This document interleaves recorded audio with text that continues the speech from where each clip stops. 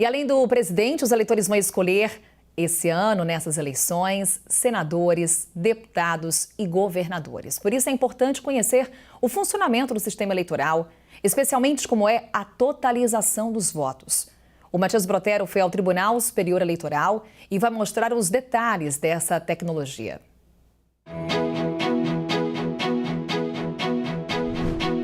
Este ano será marcado por eleições que prometem agitar a vida dos brasileiros. Além da disputa pela presidência da República, serão escolhidos governadores, senadores, deputados federais, estaduais e distritais.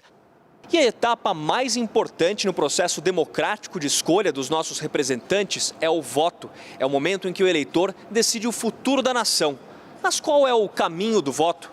O que acontece entre o momento em que o eleitor aperta este botão até a totalização dos votos aqui no Tribunal Superior Eleitoral? A rota do voto está entrelaçada a outro caminho, o da urna eletrônica. O equipamento foi usado pela primeira vez no Brasil em 1996. O software ou programa utilizado na urna é desenvolvido pelo Tribunal Superior Eleitoral.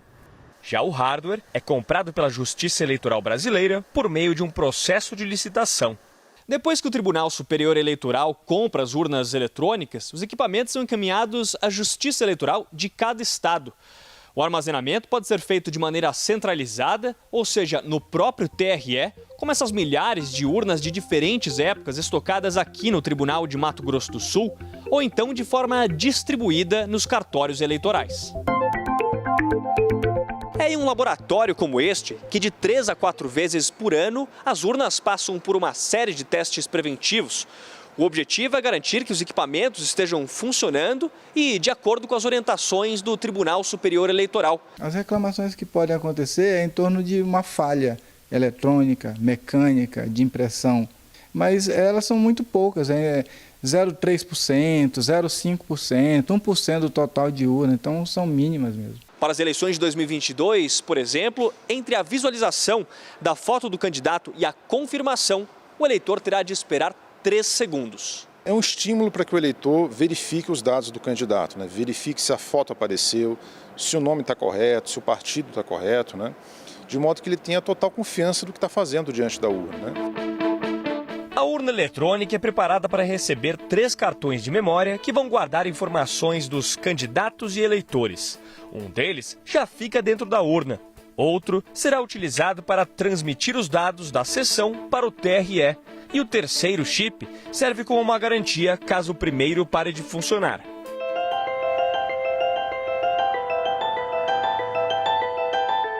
Para mostrar como é o passo a passo de uma votação, nós viemos a Angélica, no interior de Mato Grosso do Sul. Nós vamos acompanhar um pleito fora das datas oficiais, uma eleição chamada de suplementar.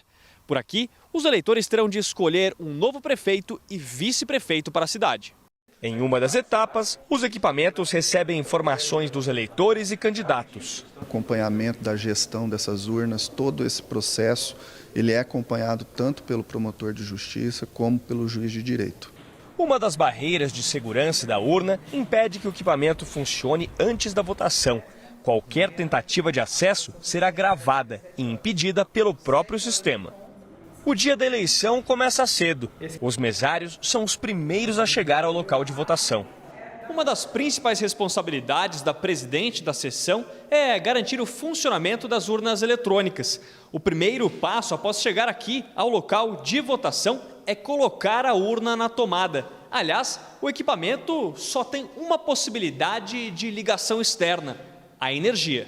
Ela não é conectada à internet. A urna eletrônica, ela não tem Bluetooth. Então, não tem como ser acessado esses dados de forma alguma.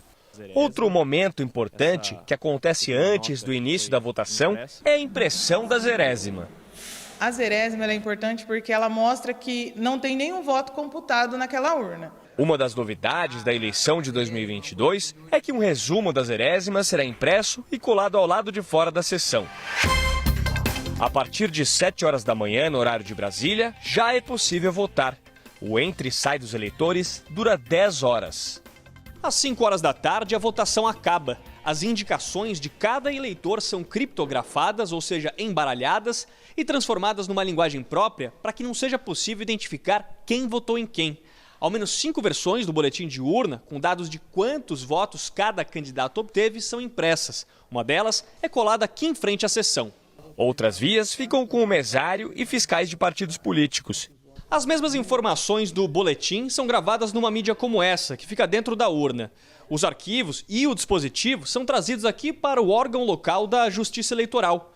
Os votos criptografados são lidos e gravados nestes computadores, em seguida transmitidos para o banco de dados do TSE, onde ficam disponíveis para a conferência. Por mais que alguém tente quebrar isso, não consegue, por conta até da velocidade da transmissão e pela segurança da criptografia. Então chega lá íntegro. E se tiver alguma adulteração, o próprio sistema já detecta e pede a verificação. Pelo tamanho do Brasil, existem algumas diferenças na logística da transmissão de dados. Em regiões eleitorais que contam com a assistência de centros de apoio da Justiça Eleitoral, como é o caso de Angélica, os votos são apurados e contabilizados no local e só depois são enviados ao Tribunal Superior Eleitoral utilizando a estrutura do TRE. Em locais com pouco acesso à internet, há um sistema chamado de JE Connect que transmite os dados do local da votação direto para o TRE, sem a necessidade de passar pelo cartório eleitoral. As informações dos tribunais regionais eleitorais chegam a um supercomputador que fica dentro de uma sala-cofre aqui no TSE. Enquanto isso, nessa sala, uma equipe de técnicos trabalha para garantir o funcionamento dos sistemas. A totalização também pode ser acompanhada por partidos políticos e órgãos fiscalizadores. Resultados divulgados, fim de eleição. O TSE, ao final do trabalho, ele divulga para o país inteiro, sessão por sessão, o valor, o voto de cada um dos candidatos. Basta, então, o cidadão interessado pegar o resultado que ele verificou que o presidente da sessão divulgou e confrontar com o resultado divulgado de cada uma das sessões pelo TSE. Mas sempre há espaço para mais atualizações. A avaliação é de Giuseppe Janino, que atuou como secretário de tecnologia do TSE durante 15 anos e integrou a equipe que desenvolveu a primeira urna eletrônica. Esse é um trabalho contínuo de aprimoramento. Nós temos aí 25 anos de utilização da urna eletrônica. O processo continua, com toda a credibilidade, ou seja, não há nenhum registro de fraude durante esse período de 25 anos, graças a um trabalho sistemático de melhoria contínua. A cada eleição, mais tecnologia para aumentar a rapidez e garantir a segurança. Tudo isso para fortalecer a principal arma da democracia, o voto.